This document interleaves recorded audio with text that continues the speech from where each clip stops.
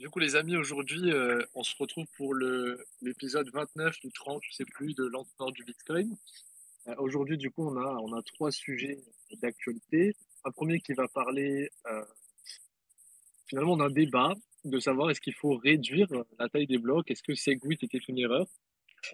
Un deuxième débat où on aura un récap de toute l'actu autour de Lightning par notre très cher Fanis Michalakis, qui est d'ailleurs à portée de bras. Là, si j'ai envie de lui faire un bon toutou, je peux le faire. Et évidemment, accompagné de Lounès aussi, qui est à côté de moi, puisque je parle dans son micro.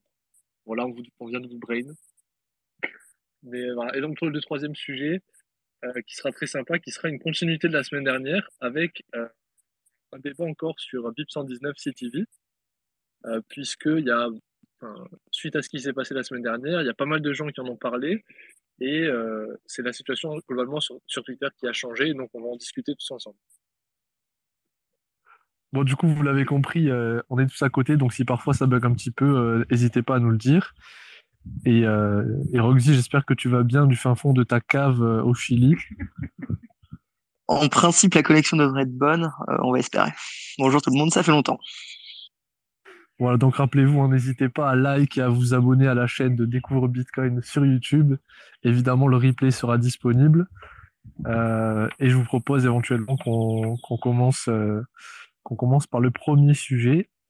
Je sais pas si un de vous peut mettre le tweet en question de Luc Dasher.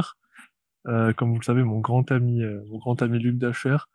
Et donc c'est parti finalement d'un de ses tweets qui disait, bon voilà, hypothétiquement, est-ce que s'il y avait une proposition pour réduire la taille des blocs sur Bitcoin et pour revenir à une taille qui selon lui est plus acceptable pour la scalabilité future de Bitcoin et la décentralisation globalement des nodes, est-ce que les gens seraient pour? Et donc il a fait ce débat. Et ça fait un C'est un petit petit peu peu écho écho. à ce qui s'est passé les semaines dernières, à ce qui s'est passé les semaines dernières autour de l'activation de CTV, c'est-à-dire il y a pas mal de gens qui ont dit finalement que Segwit était peut-être une erreur. Et donc voilà, je sais pas ce que vous en pensez, vous de votre côté. Là, ils sont morts de rire en fait à côté. Ils sont pas du tout en état de faire le space. Mais ouais, je sais pas ce que vous en pensez.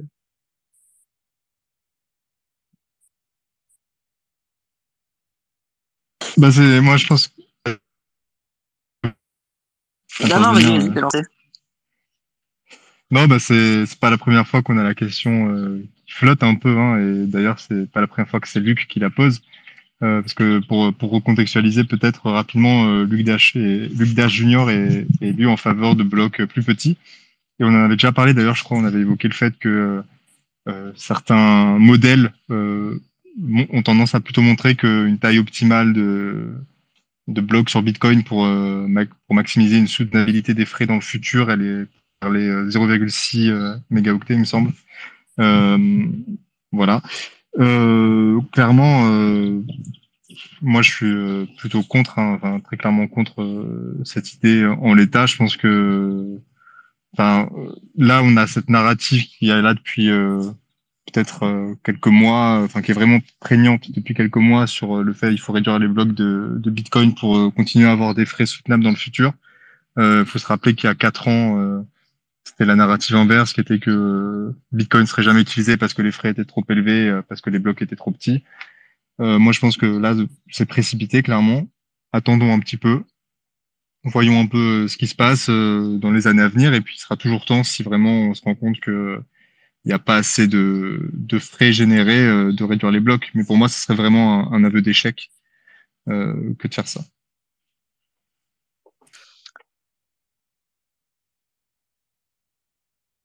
Et sur la partie Segwit, t'en penses quoi, toi? Parce que récemment, il y a pas mal de gens, notamment, je pense à Francis Pouliot, etc., qui ont dit que finalement Segwit, c'était une erreur qu'on n'aurait jamais dû faire, qui est presque une tâche indélébile sur la réputation de Bitcoin. Globalement, toi, t'en penses quoi?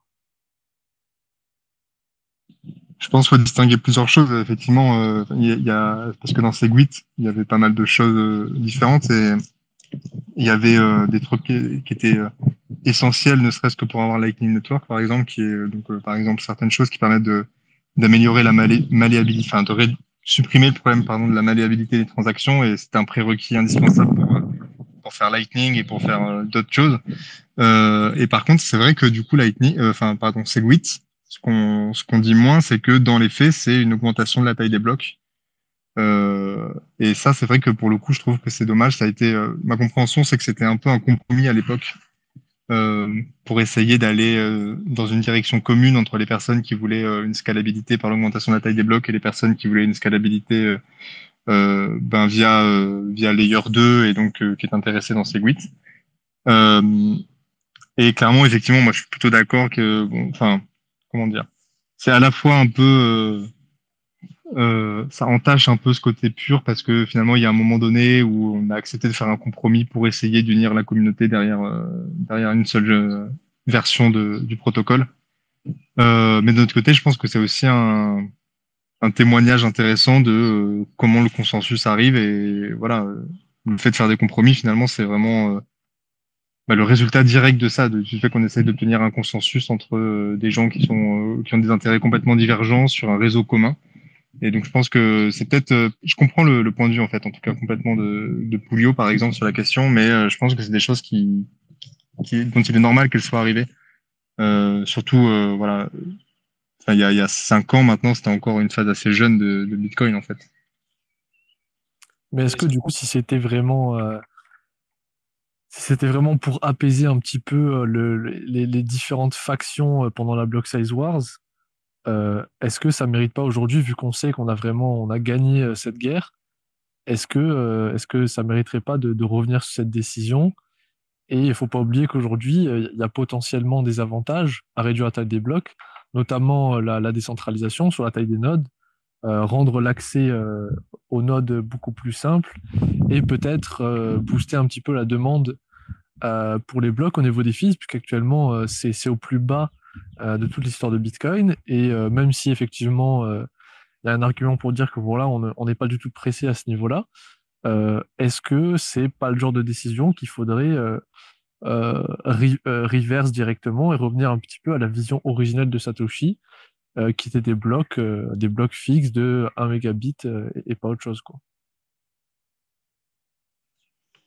Je pense pas.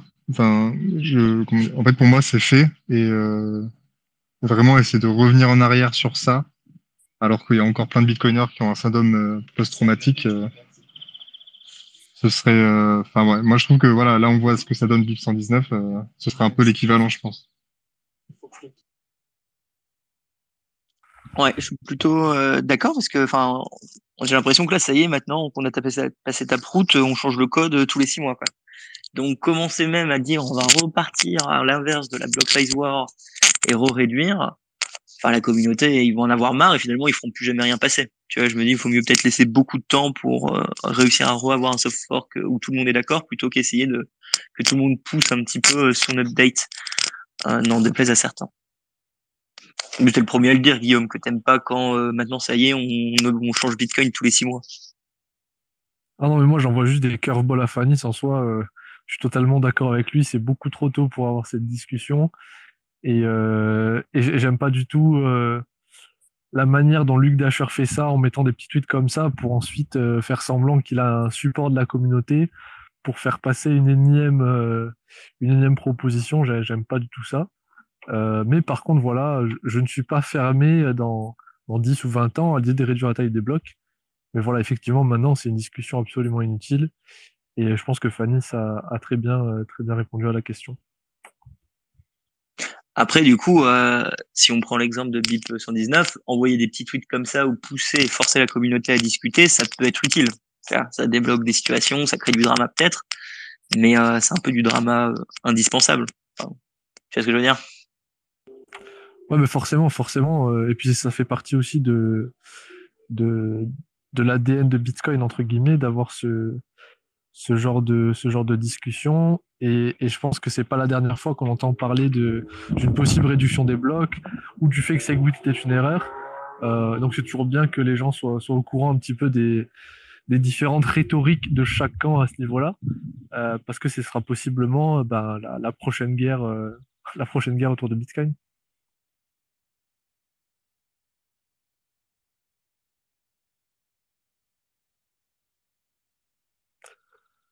Bon, du coup, si personne a d'objection ou souhaite, n'hésitez pas d'ailleurs si vous voulez expliquer, vous pouvez appuyer en bas à gauche pour participer.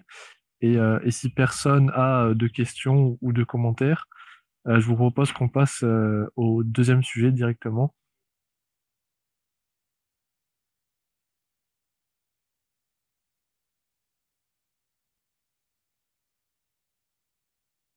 Ok, bah go, j'ai l'impression. Ouais, j'enchaîne parce qu'on a un petit problème technique en direct, donc je vais meubler avec en passant au deuxième sujet. N'hésitez pas à intervenir en attendant si vous voulez ajouter quelque chose sur le premier sujet, sinon je fais une petite transition.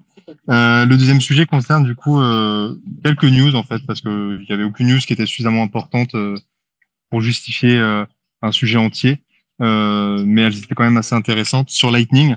La première, c'est un grand moment qui concerne LND, donc qui est l'implémentation majoritaire de Lightning, enfin oui du réseau Lightning, protocole Lightning, et qui avait un problème depuis quelques bons mois maintenant, qui était en fait donc la base de données de Lightning, enfin des nœuds Lightning un peu gros, avait tendance à grossir de manière démesurée. Donc on parle de parfois elle prenait plusieurs gigas octets de données en une nuit, quoi. Et c'était dû en fait au fait que donc cette base de données, l'une des utilités de cette base de données, c'est sur le Wi-Fi. L'une des utilités de ces bases de données, c'est de stocker toutes les informations de révocation, les fermer enfin, en trichant par quelqu'un, de quand même pouvoir le punir.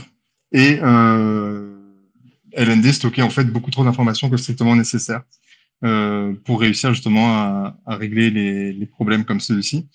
Et notamment, par exemple, il stockait l'intégralité du message qui est transmis lors d'une transaction Lightning. Et donc, en fait, il y a beaucoup plus d'infos que strictement nécessaire. Et c'est ce qui faisait que les bases de données avaient tendance à augmenter aussi considérablement parce que même les transactions qui étaient fail, et donc qui ne passaient pas, en fait, donnaient lieu à une augmentation de la base de données, etc., etc.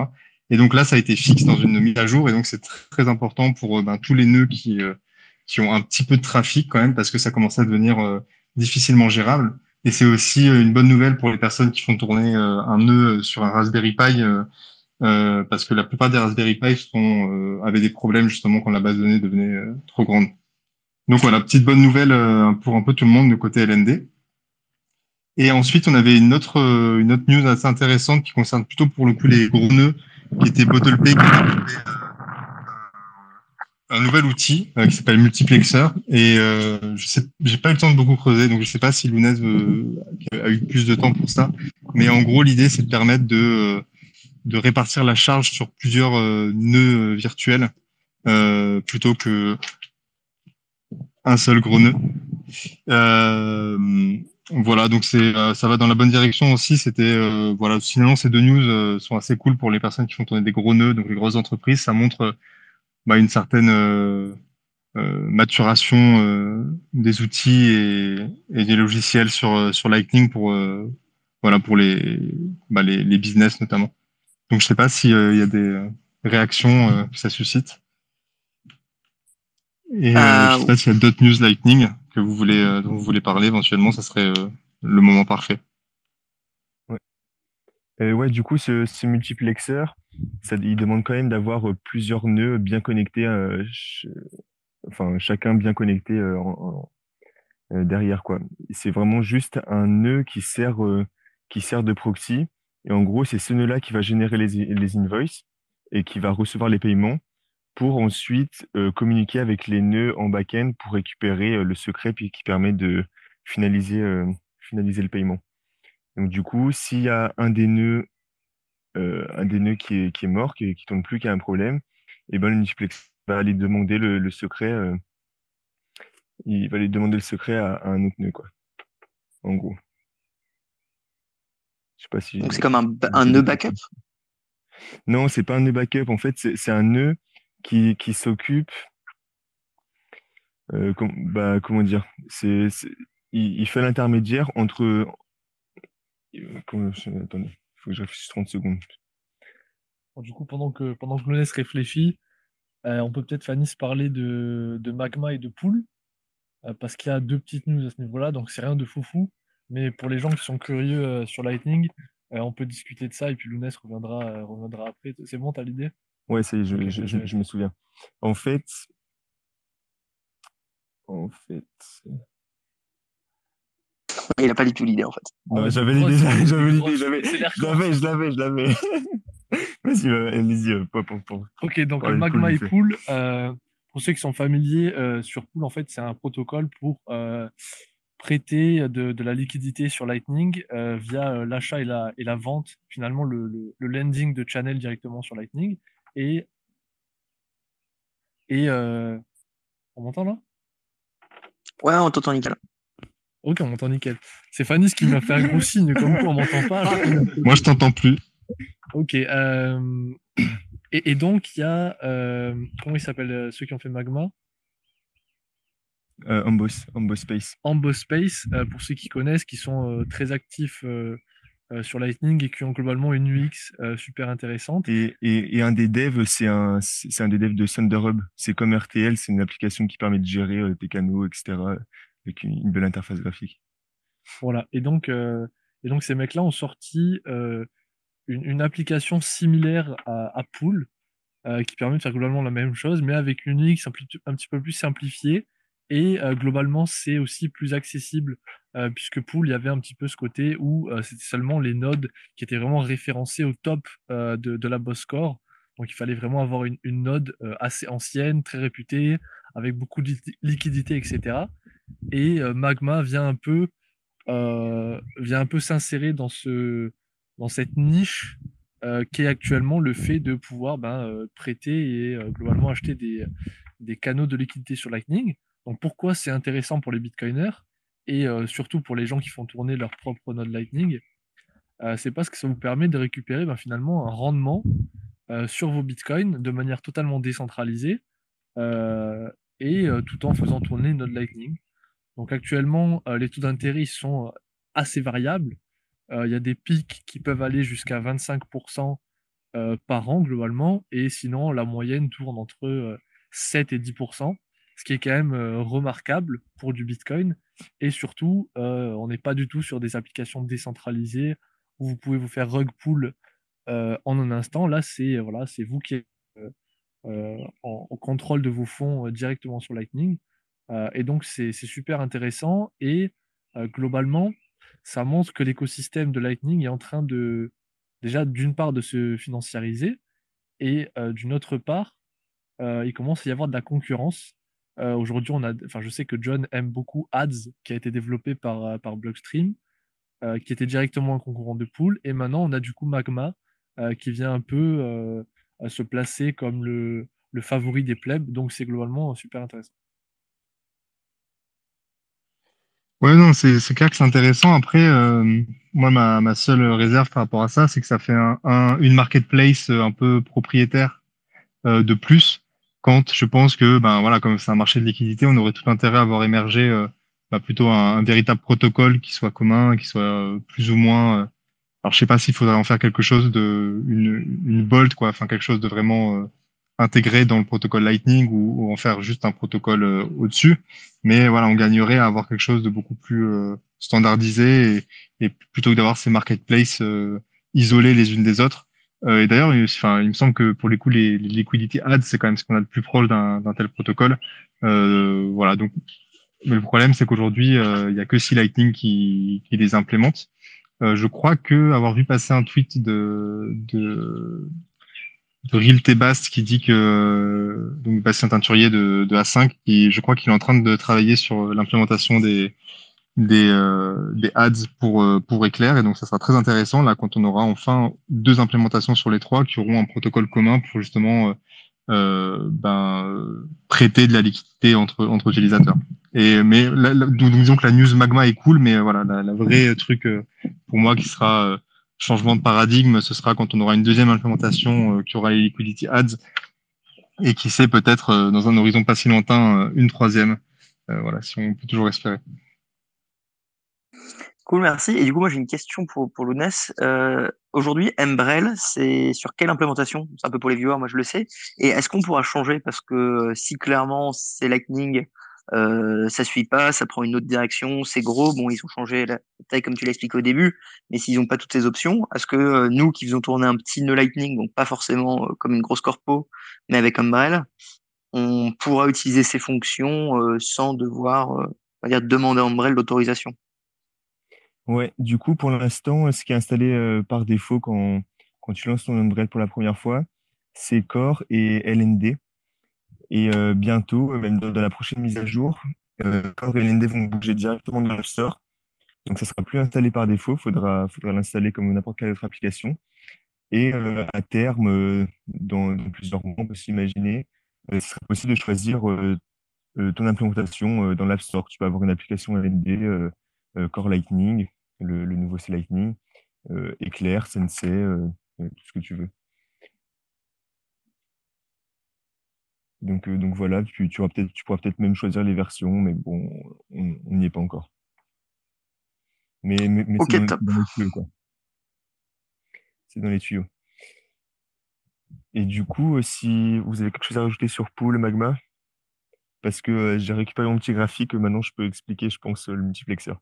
Oh là là, il est préparé. Cette préparation, c'est fou. Ouais, du coup, le multiplexeur, c'est un système pour avoir de la redondance pour les grosses boîtes, parce que c'est un problème avec Lightning, à mon humble avis, d'avoir qu'un seul qui tourne à un seul endroit. Donc du coup, ça permet à une grosse boîte d'avoir plusieurs nœuds indépendants les uns des autres, ou presque, et qui ont chacun leur liquidité, etc., et qui peuvent tous fonctionner ensemble. Ça veut dire on va avoir un nœud caché du réseau qui va générer des invoices pour se faire payer, quoi, pour recevoir de l'argent, et qui va inclure dans ces invoices des indices de route pour le réseau. Parce que, il faut savoir qu'un nœud Lightning qui a aucun channel, il est pas connu du réseau, du coup, c'est impossible de le trouver. Donc, du coup, en gros, dans l'invoice, ça sera marqué, il faut passer par ce nœud-là ou ce nœud-là, nœud A ou B, pour en faire un paiement. Du coup, les clients, les utilisateurs, quand ils vont faire un paiement, ils vont lire l'invoice, ils vont créer leur route en incluant le fameux nœud de la boîte. Et quand le paiement va passer, le nœud va intercepter le paiement, voir que la prochaine étape de la route, c'est le nœud multiplexeur, celui qui a généré l'invoice. Et là, normalement, il peut rien faire parce que le multiplexeur, il n'a pas de liquidité, il a rien. Lui, son job, c'est juste de générer des invoices. Alors du coup, le nœud, c'est un nœud un petit peu modifié. Il, il va intercepter le paiement et il va aller demander au multiplexeur de lui envoyer le secret pour déverrouiller le paiement et donc recevoir les fonds. Donc il va le demander au multiplexeur, le multiplexeur de son côté, il va vérifier, etc. Et puis il va lui envoyer le secret, la primage, pour débloquer les fonds. Et du coup, quand il y a un problème avec un des nœuds, si le nœud A il tombe en panne, et ben dans l'invoice, tu as quand même l'indice de route du nœud B en plus. Donc du coup, l'utilisateur il va essayer de faire un premier paiement en passant par le nœud A qui va échouer vu que le nœud A est en panne. Il va réessayer par le nœud B et ce coup-ci, ça marchera. Et donc du coup, c'est à peu près ce système-là pour avoir des invoices qui servent pour plusieurs nœuds, on va dire, pour permettre de la redondance de nœuds dans les grosses boîtes. C'est quand même vachement Ok. technique, multiplexeur. C'est pas à la portée de tout le monde, quand même, si je comprends bien. Oui, oui, enfin, enfin, c'est vraiment pour les boîtes qui ont besoin d'une redondance et d'une disponibilité à presque 100%, quoi. On peut imaginer des gros trucs comme Bitfinex, Ouais, Kraken, Kraken, etc., c'est quoi. des gros exchanges qui peuvent pas se permettre d'avoir leur nœud Lightning pendant down tout court, quoi. Voilà, et puis je vois on a Loïc qui nous écoute, et forcément, possiblement dans le futur, les utilisateurs qui auront des grosses nodes sur Taro auront besoin de cette redondance, puisqu'évidemment, ça deviendra sûrement un des protocoles les plus importants sur Bitcoin. Bon, les gars, je vous propose de passer au troisième sujet, parce que ça fait quand même une petite demi-heure qu'on discute. Du coup, le troisième sujet, c'est encore un sujet sur BIP 119. CTV proposé par Jérémy Rubin. Si vous n'êtes pas à jour là-dessus, je vous propose de réécouter le space de la semaine dernière qui est sûrement déjà sur la chaîne YouTube de Découvre Bitcoin. Oui. Voilà, ça a été affirmé par Chad Fanis. Et aussi, globalement, vous pouvez lire quelques articles, etc., qui sont sûrement dans les linkés dans les show notes. Mais on voulait quand même revenir dessus cette semaine parce qu'il y a eu, on va dire, une vive réaction d'une partie de la communauté, notamment de la part de, on va dire, certains, si on peut les appeler des influenceurs Twitter, qui parlent beaucoup de Bitcoin et qui sont globalement respectables. Et ces personnes-là ont globalement, dans leur majorité, dit que ce que faisait Jérémy, c'était entre guillemets une attaque sur Bitcoin. Et c'est ce qui a été caractérisé un petit peu pendant la semaine. Et donc, on voulait en reparler ensemble parce que je pense que, voilà, autour de cette table, il n'y a personne ici qui pense que c'est une attaque. Même si moi, par exemple, si Jérémy sortait un petit peu le binary comme ça, sans l'accord de personne, j'aurais été un petit peu déçu de ce type de comportement, mais c'est pas du tout une attaque de proposer une mise à jour sur Bitcoin. Mais donc voilà, je sais pas ce que les autres en pensent, mais tout ça pour dire que voilà, en une semaine, le vent a tourné, on va dire, sur BIP 119 et il semblerait que euh, les chances pour que la mise à jour passe cette année ou l'année prochaine soient devenues très faibles. Ouais, bah, je suis assez d'accord avec toi. Pour moi, proposer des binaries ou proposer une méthode d'activation sur un proposal comme ça, c'est pas du tout une attaque. C'est juste, enfin, il veut pousser à trouver un consensus pour sa mise à jour. Et c'est c'est peut-être pas, enfin, il y a même pas vraiment de protocole bien à respecter pour les bips, etc. Donc, comment dire? Pour moi, Il chercher le doit le mettre en avant, quoi. pour moi, chercher le consensus, c'est vraiment, ça peut pas être une attaque. Ça peut être un peu mal vu la manière dont c'est prise, mais j'appelle pas ça une attaque. Enfin, c'est des mots un peu forts pour ce qu'il a fait, je trouve. Et surtout que c'est un bon développeur, il tape sur Bitcoin. Enfin, tu peux pas juste lui lâcher à la gueule qu'il attaque Bitcoin, alors que, ouais, je sais pas trop quoi Ouais, rajouter. Je pense. je suis assez d'accord avec toi. Et quand tu vois plein de gros influenceurs US qui sont pas forcément tech, style podcaster, on va peut-être pas citer de nom, il y en a plein, qui disent je suis de facto contre, même si je comprends pas, parce que il y a pas le consensus. Et j'ai envie de répondre, avant qu'il y ait le consensus, il faut des heures et des heures de débat, d'écoute. Il faut que lui, il invite Jérémy à son podcast pour qu'il réexplique à tout le monde, etc., etc. Donc, moi, ça me semble assez logique dans l'ordre où il l'a fait, en mode il l'avait développé depuis pas mal d'années. On n'en parlait pas trop, on a peut-être un peu peur du patience, il le balance. Si jamais il le balance pas, on va pas en parler. Donc, pour moi, c'est l'ordre logique ce qu'il a fait. Donc, je vois pas ça comme une attaque. Non, mais globalement c'est ça. Et puis c'est ce que je dis depuis le début, c'est-à-dire que y a pas une mauvaise idée derrière cette mise à jour et il n'y a pas non plus une mauvaise volonté d'attaquer Bitcoin. Il y a juste besoin de temps, il y a besoin de débat, ce qu'on est en train de faire aujourd'hui, ce qui se passe sur Twitter depuis 2 semaines. Et donc voilà, c'est assez simple. Je pense que c'est un peu difficile à accepter pour Jérémy, puisque comme on l'a dit, voilà, ça fait 2 ans qu'il travaille dessus et il devait déjà l'activer avant Taproot. Taproot a eu la priorité évidemment, et donc aujourd'hui il a peut-être un peu la sensation que la situation est en train de lui glisser entre les mains. Mais voilà, malheureusement, je préfère moi sécuriser le protocole Bitcoin que entre guillemets faire plaisir à Jérémy Rubin. Et donc je pense que c'est pour le meilleur. Abdel Hamid, je sais pas si tu veux intervenir. Ouais, j'avais juste une question, pardon, je prends le sujet en cours de route. J'ai pas encore eu le temps de creuser l'improvement en question, mais je me demandais juste en général, est-ce qu'il y a un process bien défini pour les improvement proposals?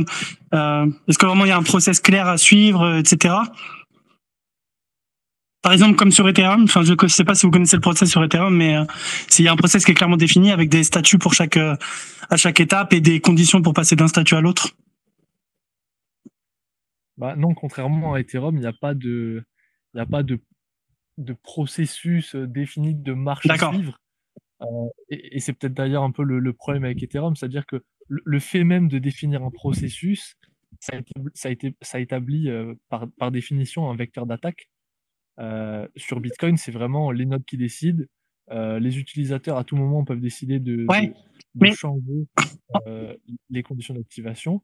Après, effectivement, il y avait cette critique de Jérémy qui disait, voilà, moi aujourd'hui, je suis pas dans ce cercle de développeurs core. ouais, Quelle est la méthode finalement pour se faire accepter dans cette communauté et pour que finalement c'est ça. Ouais. on active finalement mon Et- improvement proposal. Ouais, Bah, je comprends ta critique, par exemple, sur le cas d'Ethereum, mais en fait, il y a deux niveaux. Pour moi, il y a déjà la définition du process en tant que standardisation, c'est-à-dire nomenclature sur exactement des conventions pour définir ton improvement proposal. Et ça, c'est plus pour permettre que tout le monde se comprenne. Qu'on a l'habitude de lire un format, tu vois, où tu as l'abstract, une partie sur la sécurité, une partie sur les tests, une partie sur la backward compatibility, tu vois. Ça, c'est juste ça, en fait, que je parle. Le deuxième niveau, qui est plus le process, par exemple, d'avoir un call toutes les 2 semaines organisé par l'Ethereum Foundation, ça c'est autre chose. Et je comprends que pour Bitcoin c'est pas souhaitable. Mais une partie standardisation, etc. pour que justement que tout le monde se comprenne et que ça soit simple de savoir lire un improvement proposal. Je pense que ça aide justement à éviter ce genre de confusion, etc. C'est juste ça que je me demandais. Cette première partie à laquelle tu fais référence, effectivement, elle est clairement définie D'accord. pour les BIP. Ok. Donc t'as tous les process, le process, la nomenclature. D'abord t'es en draft, après ça doit être review, etc. Ah oui, d'accord. Ok. Donc si ça t'intéresse, c'est défini dans les premiers BIP. J'ai pas les numéros, mais c'est défini dans les quelques premiers BIP. Et après voilà, donc ça c'est assez bien défini effectivement. Et du coup c'est les BIP globalement, quand tu lis les proposals, ils ont à peu près tous la même structure suivant leur avancement bien sûr. Mais donc deux BIP à avancement équivalent ont à peu près la même tête, on va dire globalement. Mais par contre, voilà, effectivement, la deuxième partie, là, clairement, on est beaucoup plus dans quelque chose d'organique, on va dire. Oui. Ok. D'ailleurs, le IP, c'est inspiré du BIP. Hein. Le BIP. Oui, j'imagine. Ouais, c'est ce que je me disais. Ok, ouais, très clair. Ok. Est-ce que vous avez par exemple, dans les EIP, il y a différents types. Donc, il y a les core EIP qui nécessitent un hard fork. Il y a des EIP plutôt sur la partie API, les API sur les ERC, etc. Vous avez la même distinction aussi? Non, il n'y a pas cette distinction en fait. Chaque BIP, enfin il y a tous les bips, il y a une numérotation en fait et qui est faite. Et sûrement après, je connais pas exactement les détails, mais sûrement la façon dont on attribue le numéro doit dépendre un peu de la gravité de la demande d'improvement. Je sais pas si quelqu'un a des infos là-dessus, mais je pense d'accord. Je pense que ça se passe sur la numérotation. D'accord, ok. Ah ouais. Il y a quand même un distinguo au moins sur si on touche la couche consensus ou la couche application. Ouais, exactement. Ce qui permet de savoir voilà si on va faire un soft fork ou s'il n'y a même pas de question de fork dans la balance. Et pour la numérotation, moi je sais même pas s'il y a vraiment un truc précis. Je suis pas certain. Je crois que c'est un peu plus comment dire, là encore organique. Je crois qu'il y a un développeur qui attribue un numéro et qui peut le sortir un peu d'où il veut, mais à vérifier parce que je suis vraiment pas sûr. Sur Ethereum, c'est encore plus bête que ça. C'est le numéro de l'issue sur GitHub. Il n'y a même pas de critères de sélection. Ouais, c'est un moyen de le faire, effectivement. Comme ça, on se prend pas la tête. Ouais, voilà. Ok. Bon, très intéressant. Il faudra que je creuse sur exactement cet improvement proposal en question et savoir pourquoi il cause autant de débats. Parce que moi, j'ai connu un petit peu la même chose avec le IPK59, un peu la partie drama, lobbying, etc. pour faire passer un changement. Mais sur Bitcoin, j'imagine que c'est encore plus dur. Donc, ouais, ça m'intéresse de voir un peu qu'est-ce qui cause la discorde sur ce proposal en question.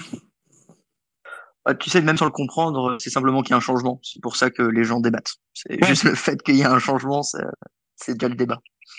En soi, le débat sur un changement, il est sain, mais de ce que j'ai cru comprendre vaguement, mais j'ai pris encore de route, il y avait vraiment des oppositions pas très constructives. Quand t'as dit la personne qui a dit je comprends pas, mais je suis contre, ça j'aime pas trop, tu vois. Mais autant débattre sur le changement. Parce que changement. En fait, c'est parce qu'ils considèrent que Bitcoin ne devrait pas changer du tout. D'accord. C'est une démarche comme une note de Bitcoiner maximaliste qui dit terminé, on ne touchera plus jamais à Bitcoin. Contre d'autres personnes qui disent on va continuer à le toucher et essayer de l'améliorer. Simplement, on le fait attention avec le temps, pas trop vite. C'est Yes, deux, ok. deux points de vue assez différents. D'ailleurs, même D'accord. dans la communauté, on n'est pas d'accord, vu que Ludovic Lars a écrit un article récemment en disant que, comme tout bon bitcoiner maximaliste, tu arrives à la réalité qu'il faut plus jamais changer Bitcoin. Là où je sais que John et certaines personnes ici m'ont compris, on n'est pas forcément d'accord. On pense D'accord. qu'on peut encore changer Bitcoin. C'est vraiment un point de vue. C'est ça la vraie question au-dessus du bif, on va dire. Enfin, je sais pas si Ok. peut-être les autres sont pas d'accord.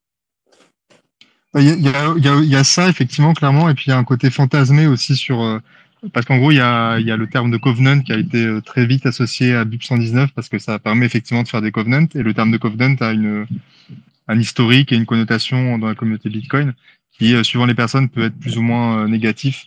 Parce qu'en fait, effectivement, des covenants, suivant le type de covenant, permet de limiter assez fortement ce qu'on peut faire avec des bitcoins a posteriori. Mais là, justement, l'une des forces de BIP 119, c'est d'avoir des covenants assez peu, assez simples, qui ne permettent pas, voilà, de faire des trucs très très restrictifs. On peut pas, voilà. Donc, mais je pense qu'il y avait ce côté-là un peu de tout de suite voir le terme covenant et d'appuyer sur la pédale de frein sans même chercher à comprendre. Ah, ok, ouais. Ok, d'accord, je vois. Ok, merci pour les infos. Ouais, et justement, parce que dans Bitcoin, c'est les utilisateurs qui choisissent d'activer les mises à jour. Il faut quand même un vrai travail d'éducation parce que, enfin, on a vachement. Pardon, on m'a coupé le micro. On a vachement vu ces dernières semaines juste des gens qui reprennent la vie d'autres, qui en fait n'ont pas du tout compris, qui voient le terme covenant et qui s'affolent, qui voient le terme covenant, qui comprennent même pas ce que c'est, plein de choses comme ça. Et il y a Sarah Klein qui a écrit un article ces derniers jours et qui dit justement qu'il faudrait augmenter la barre de niveau de qualité des bips et pas forcément obliger un bip à avoir un certain niveau de qualité parce que ça serait enfin ça serait pas bon, mais au moins globalement augmenter la barre de qualité et qu'il y ait des informations claires, de la documentation claire pour permettre à plusieurs niveaux de compréhension et au moins que les utilisateurs puissent se faire une idée de ce qu'est le BIP, etc., sans être développeur. Et c'est un point qui est assez important. Ouais. Et encore, BIP 119, je trouve leur site très clair. Enfin, faut quand même comprendre, être un peu tech, mais il a essayé de le simplifier au maximum. On voit qu'il a travaillé un peu le truc éducationnel sur qu'est-ce qu'on peut faire une fois que le BIP sera passé, les différents cas d'usage, comparé à d'autres où tu comprends rien du tout.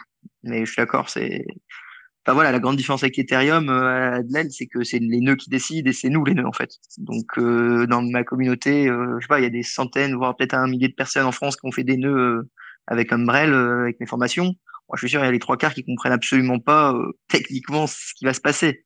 Mais Ouais. c'est pourtant eux qui vont décider, tu vois. Alors que c'est pas forcément le cas sur d'autres cryptos. Je vois pas pourquoi vous mettez cette différence avec Ethereum dans le sens où c'est pareil. Enfin, les nœuds s'y mettent pas à jour. C'est pas parce que les mineurs font un changement, s'ils violent les règles du consensus, les nœuds ils vont pas le laisser passer. Donc c'est pareil. Ouais, Après, non, peut-être que vous la dire différence. la part Je fais la d'utilisateurs différence qui parce lancent un nœud. que c'est la part de nœuds. C'est ça, en fait. Oui, c'est c'est ça. combien de Ouais, nœuds ok. et qui fait tourner des nœuds. Ouais, Ma ok. grand-mère, elle a un nœud chez elle. Je suis Personne pas fait sûr qu'elle tourner un comprenne qu'est-ce qui se passe, Ethereum, tu vois. faut arrêter de se voiler la face. C'est pas les utilisateurs Ethereum qui choisissent, enfin qui décident du consensus sur Ethereum, c'est ceux qui font tourner des nœuds, et ceux qui font tourner des nœuds, c'est une Fura et les grosses boîtes. Donc en Bah, fait, le consensus, c'est eux. c'est une caricature, mais en plus Bah, ça c'est une change beaucoup caricature, avec le solo staking sur Ethereum pas 2. trop, hein. Pas trop. Et Bah, même Ethereum 2, il n'y est pas, donc on n'en parle même pas. On parle juste d'Ethereum 1. Mais non, mais Luna, ça arrive un peu. Ethereum si, la Beacon 2.0, Chain, ça elle est arrive déjà. bientôt. Ça arrive bientôt. Non, c'est déjà. Les solo stakers, ils ont déjà leur nœud qui tourne. Il y a 10 000 $. Et le flippening, moi j'y crois vraiment. Le flippening, je pense que c'est quelque chose de réel. Et je pense que ça va renverser le paradigme totalement des crypto-monnaies et plus globalement même de la blockchain. Parce qu'au-delà de ça, il y a toutes les thématiques autour du métaverse qui vont bouleverser un petit peu tout ça. Et donc moi j'en ai marre globalement de ces bitcoiners qui veulent empêcher les avancements de Bitcoin, quoi. C'est pas beau ce que tu fais, Random. Non, mais je sais très bien qu'ils trollent. Hein. Je vois pas l'intérêt de cette intervention, mais bref, passons. Mais je pense que vous caricaturez beaucoup pour le côté pour les nœuds, même si je pense qu'en proportion vous avez raison, il y a sûrement plus d'utilisateurs qui lancent un nœud que sur Ethereum. Mais bon, c'est en train de changer de plus en plus. Et sur Ethereum 2, sur la Beacon Chain, c'est clairement pas le cas. Il y a beaucoup plus de solo stakers que de mecs qui font du staking décentralisé ou qui comptent sur un nœud. Et en plus, ils doivent faire tourner 2 logiciels. Donc bon. Non, mais écoute, bref.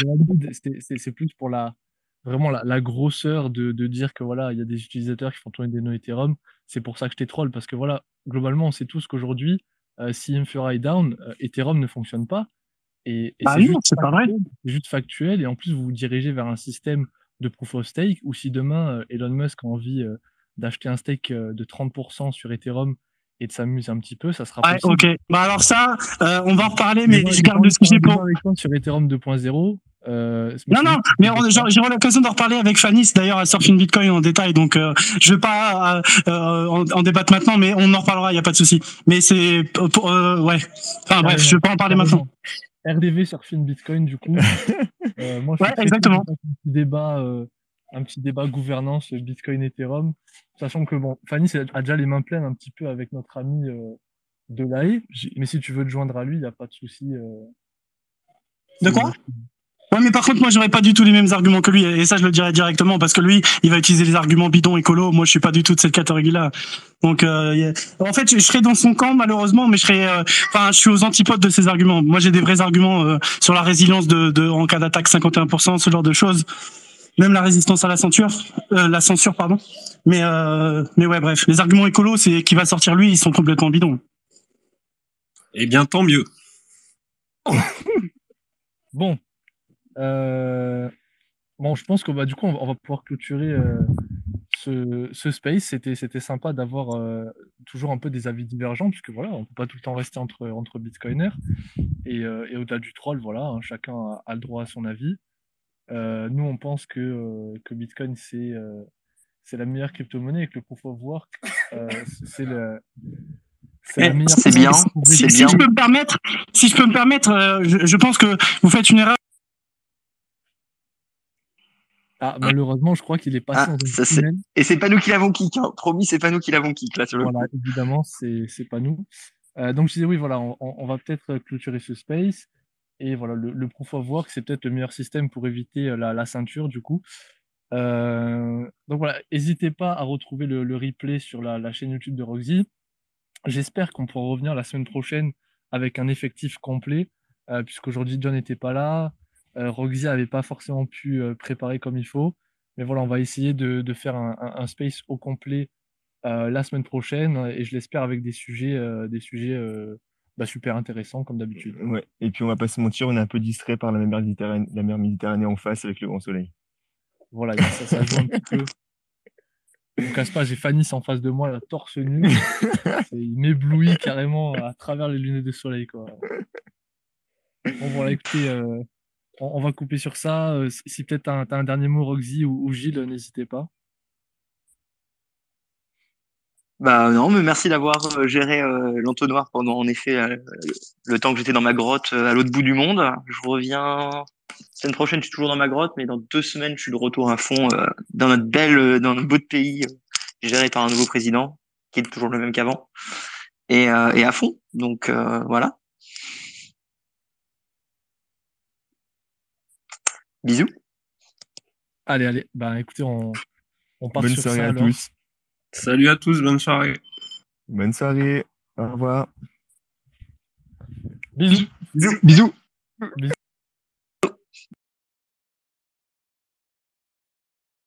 Merci d'avoir écouté notre podcast, j'espère qu'il vous a plu. N'hésitez pas à le partager sur les réseaux et nous mettre une note sur votre plateforme de podcast préférée, ça nous aide énormément.